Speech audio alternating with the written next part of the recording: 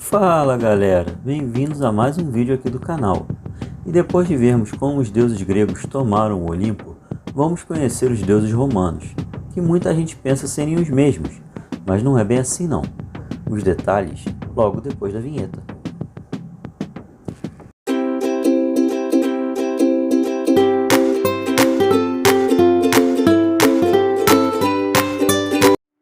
Bom pessoal, antes de começar não se esqueçam de deixar um like, se inscrever no canal e ativar o sininho, que isso ajuda muito a gente.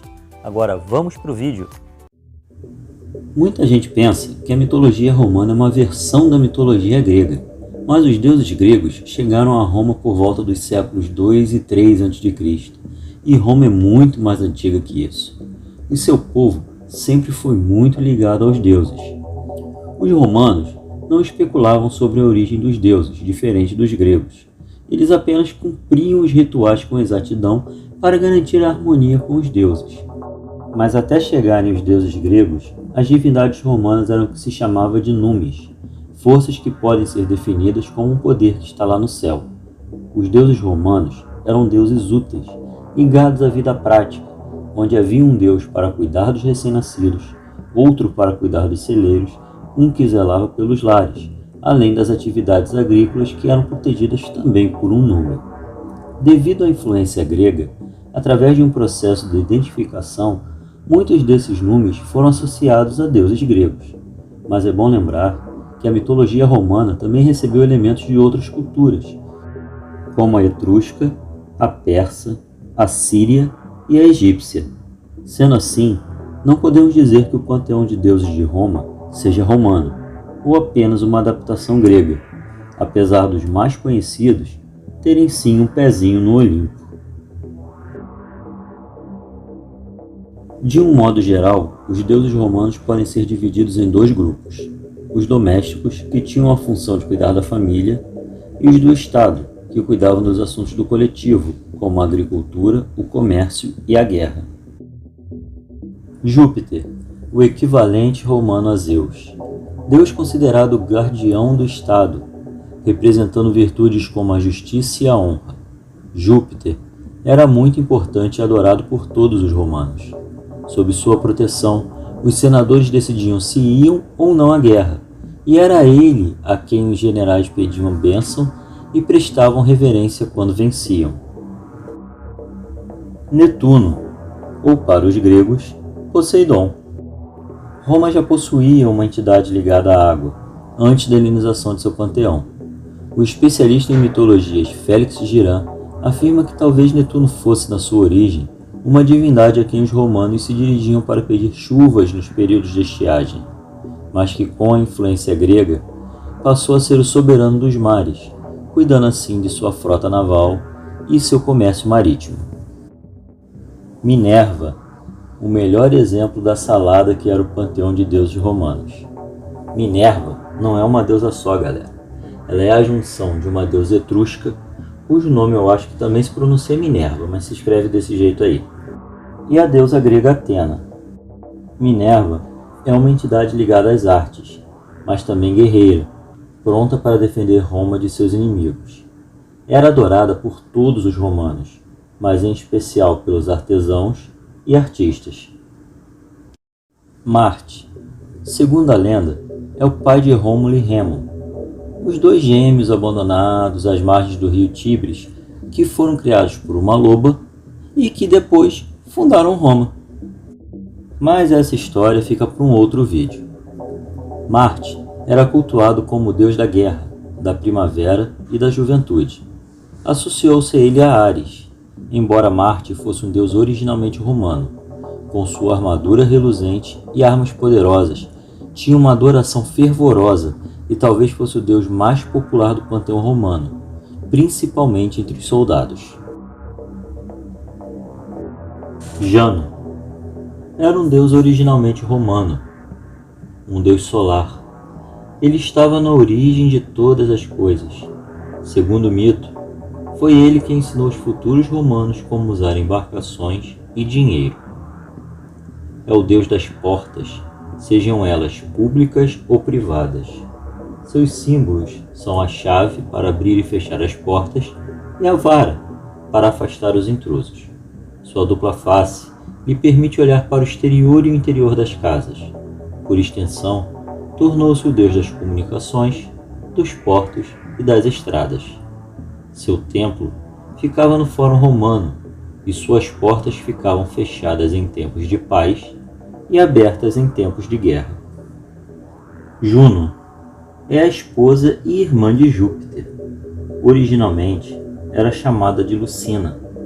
O nome vem da palavra luz, por isso ela é a deusa da luz, bem como a divindade responsável por cuidar das mulheres, do casamento e da gravidez. Por conta disso, após a helenização do panteão romano, ela acabou sendo correlacionada à Hera. Apolo. Bom, galera, aqui não tem correlação não, tá? Ele foi copiado dos gregos na cara dura. É o mesmo deus. Não teve o nome alterado quando foi introduzido na religião romana, nada do que aconteceu com os outros.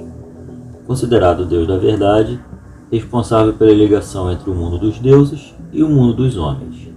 Em Roma, o primeiro templo de Apolo era conhecido como Templo do Apolo Médico e foi construído no século V a.C., no período ainda da República. Segundo o historiador Tito Livio, a razão para a construção do templo foi a promessa feita ao deus estrangeiro durante uma grave pandemia ocorrida alguns anos antes. Baco, outro deus estrangeiro assimilado pelos romanos. Originalmente era chamado de Liber Pater, ou Pai Livre, um deus itálico ligado à fertilidade da terra e, por consequência, à fecundidade. Baco também é um outro nome para o deus grego Dionísio, o deus do vinho, que os romanos associaram a Liber Pater. E acreditem se quiser, os bacanais eram festas religiosas, dedicadas ao deus do vinho. Legal, né? Que era louvado através dos excessos carnais, da embriaguez e da liberalização dos costumes. Por isso, a palavra bacanal se tornou sinônimo de orgia. Mercúrio é o deus romano do comércio. Mercúrio vem da raiz latina merx, que significava mercadoria. Depois de sua identificação com o deus grego Hermes, tornou-se também protetor dos viajantes. Vênus, originalmente uma antiga divindade romana da vegetação, é identificada com a deusa grega Afrodite, deusa do amor e da beleza, e tal como Afrodite, era descrita pelos poetas romanos como a manifestação maior da beleza, diante da qual a terra se enche de flores e alegria. Saturno. Diz o mito que Saturno, após ser destronado por seu filho, Júpiter, deixou a Grécia e foi morar no Capitólio, local onde seria erguida Roma. Lá, após acolhido por Jano, se tornou o rei dos povos itálicos, ensinando-lhes a cultivar a terra. Era venerado pelos romanos como o deus da agricultura, representante das riquezas dos campos. Havia festas dedicadas a ele, com muitos comes e bebes, e marcadas pelos desregramentos e pela desordem, como já foi visto aqui no vídeo sobre o Natal, conhecidas como Saturnálias ou Saturnais, tradicionalmente realizadas entre os dias 17 e 23 de dezembro. O auge dessas festividades foi no século III a.C. Vulcano é um dos deuses latinos mais antigos e, ao lado de Vesta, é uma divindade do fogo, identificado com o deus grego Hefesto. Contudo, o fogo de Vulcano não vem do Sol, e sim das profundezas da Terra. Bom, com isso não é difícil imaginar a origem da palavra vulcão, né, gente? Outro exemplo de um deus estrangeiro adorado e muito popular em Roma é Mitra, deus da sabedoria, dos contratos e da guerra. Bom, como Mitra foi incorporado ao panteão romano, eu já contei aqui, no videozinho do Natal, aquele mesmo que você vai lá ver como é que era a Saturnália. Bom galera, é isso aí. Espero que tenham gostado do vídeo. E se achou que faltou algum deus ou alguma outra informação bacana, diz aí nos comentários. E não deixe de se inscrever no canal para que possamos continuar postando vídeos cada vez melhores para vocês. Um forte abraço e até o próximo vídeo.